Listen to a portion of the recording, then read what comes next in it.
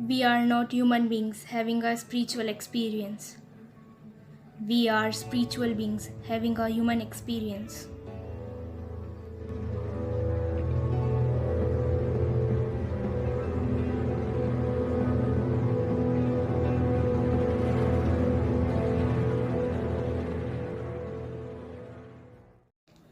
तीन दोस्त थे, विलियम, जेम्स एंड ओलिवर।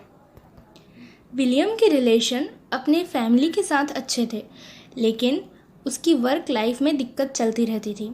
वहीं दूसरी ओर जेम्स की वर्क लाइफ बहुत अच्छी थी, लेकिन उसकी हमेशा अपनी फैमिली से अनबन बनी रहती थी। वहीं अगर ओलिवर की बात आए तो ओलिवर एक स्पिरिचुअल पर्सन था और हमेशा खुश रहता था। एक दिन विलियम और जेम्स ओलिवर के पास आए और उन्होंने अपनी सारी परेशानी बताई। ओलिवर उस वक्त गौर गोपाल दास जी की लाइफ्स अमेजिंग सीक्रेट बुक पढ़ रहा था। उसे लगा कि इस बुक से इन दोनों की प्रॉब्लम सॉल्व हो सकती है। उसने उस बुक को उन दोनों को पढ़ने के लिए कहा। विलियम और जेम्स ने अपनी बिजी लाइफ में से थोड़ा वक्त निकाला और उस बुक को पढ़ने लगे। उस बुक में लिखा था कि happiness does not reside in possession, happiness resides in the soul. इसका मतलब कि इस मटेरियलिस्टिक वर्ल्ड में कोई खुशी नहीं है। खुशी हमारी आत्मा में है, हमारी सोल में है। हमारी लाइफ के 4 एस्पेक्ट्स होते हैं: personal life, relationship, work life and social life. अगर कार के चारों व्हील्स में से एक भी व्हील काम नहीं करेगा तो कार आगे नहीं चल पाएगी। वैसे ही अगर हमारी लाइफ में इन चारों एस्पेक्ट्स में से एक भी एस्पेक्ट काम नहीं करेगा तो हमारी लाइफ अनबैलेंस्ड हो जाएगी। सो पर्सनल लाइफ को गौर गोपाल दास जी एलोबरेट करते हुए बोलते हैं कि हमें हमेशा ग्रेटफुल रहना चाहिए। हमें अपने भगवान और अपनी फैमिली के लिए हमेशा कृतज्ञ रहना चाहिए। गौर गोपाल प्रभु बोलते हैं कि किसी भी सिचुएशन में हमें टेंशन नहीं लेनी चाहिए। Do you have a problem in life? No? Then why worry? Do you have a problem in life? Yes? Can you do something about it? Yes? Then why worry? Do you have a problem in life? Yes? Can you do something about it? No? Then why worry? किसी भी situation में tension नहीं लेना चाहिए और हमेशा खुश रहना चाहिए। अरे अरे, इतना नहीं, इतना। और भगवान भी ये बोलते हैं कि चिंतन करो, चिंता नहीं, क्योंकि चिंता चिता के समान होती है। ये बात तो फैक्ट है कि स्पिरिचुअलिटी हमें हर एरियाज़ में सक्सेस तो दिलाती ही है, साथ ही हमें हमेशा गॉड की प्रेजेंस भी फील कराती है। गौर गोपाल प्रभु मंत्र मेडिटेशन के थ्रू स्पिरिचुअलिटी प्रैक्टिस करते हैं। सेकंड एस्पेक्ट, रिलेशनशिप में गौर गोपाल प्रभु बोलते हैं कि हमें दूसरों को रेस्पेक्ट के साथ ट्रीट करना चाहिए। हर किसी की लाइफ में अपनी एक अलग स्टोरी होती है। हम उस स्टोरी को नहीं जानते, इसलिए हमें लोगों के साथ सेंसिटिवली डील करना चाहिए, वरना हमारे रिलेशनशिप टूट सकते हैं। गौर गोपाल दास कहते हैं कि it is strange that sword and words have the same letters. हमारे ये वर्ड्स ही मैटर करते हैं कि हम किसी भी सिचुएशन में कैसे डील करते हैं।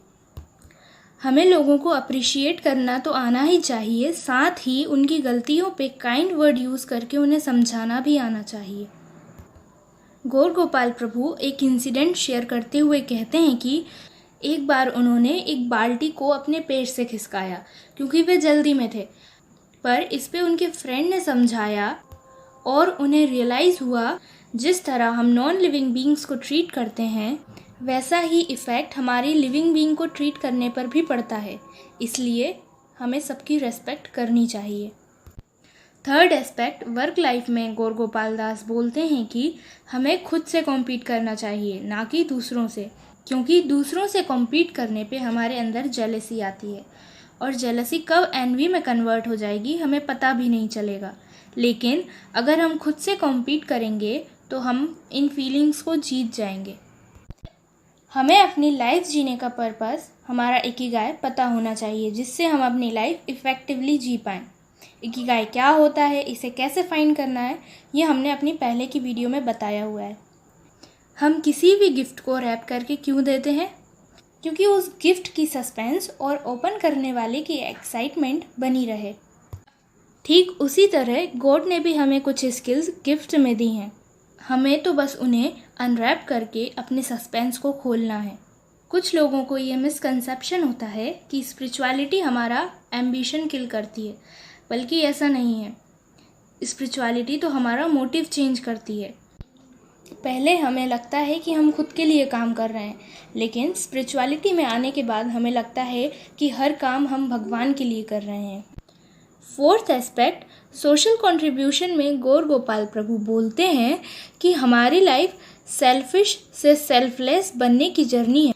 You can be completely selfish, completely selfless और any of the combination in between. लाइफ is a journey from being selfish to becoming selfless.